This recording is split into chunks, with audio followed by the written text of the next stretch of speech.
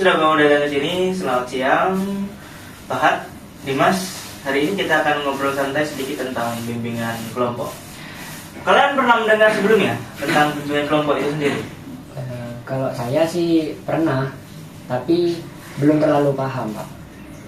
Katanya sih saya yang dengar itu semacam diskusi bareng gitu ya. Kalau Dimas? Kalau saya baru pertama kali dengar ini. Iya. Ini diskusi kelompok sama bimbingan konseling apa bedanya, Pak?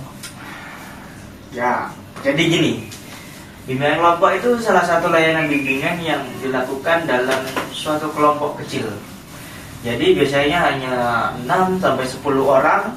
Isinya kegiatan diskusi, tukar pikiran, dan saling belajar ke anggotanya. Temanya bisa soal pengembangan diri, lalu seperti cara belajar efektif, komunikasi atau percaya diri, seperti itu. Oh, berarti bukan buat curhat masalah pribadi gitu ya? Tepat. Kalau konseling individu itu lebih fokus ke masalah pribadi dan bersifat rahasia. Sedangkan kalau bimbingan kelompok lebih terbuka dan umum.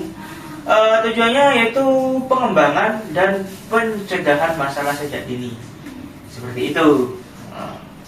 Berarti misalnya kalau saya itu sering gugup kalau disuruh ngomong di depan khalayak umum gitu.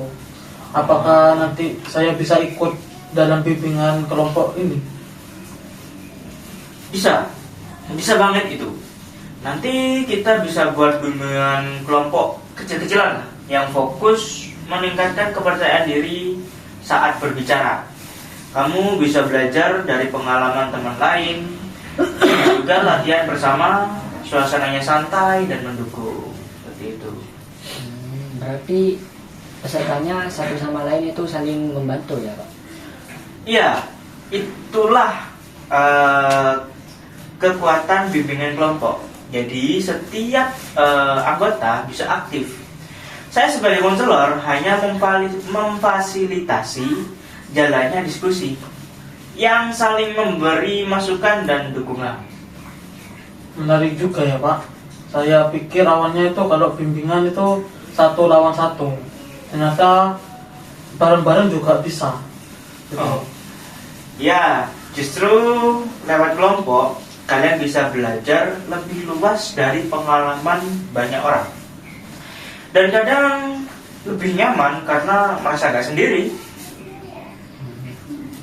Saya mau tanya, Pak. Iya. Biasanya kegiatan bimbingan kelompok itu berlangsung berapa lama?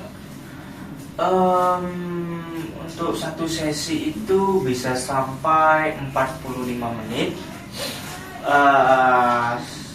Ya sekitar 45 sampai 60 menit lah. Bisa juga dibagi jadi beberapa pertemuan kalau temanya sangat luas seperti itu. Berarti bimbingan kelompok ini bisa jadi untuk masalah-masalah umum yang ada di sekolah nih, Pak? Tepat. Misalnya nih, masalah motivasi belajar, manajemen waktu, pergaulan, semua itu bisa dibahas dalam bimbingan kelompok. Wah, saya jadi tertarik buat ikut, Pak.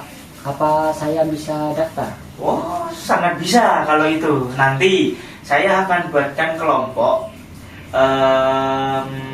ya minggu depan lah.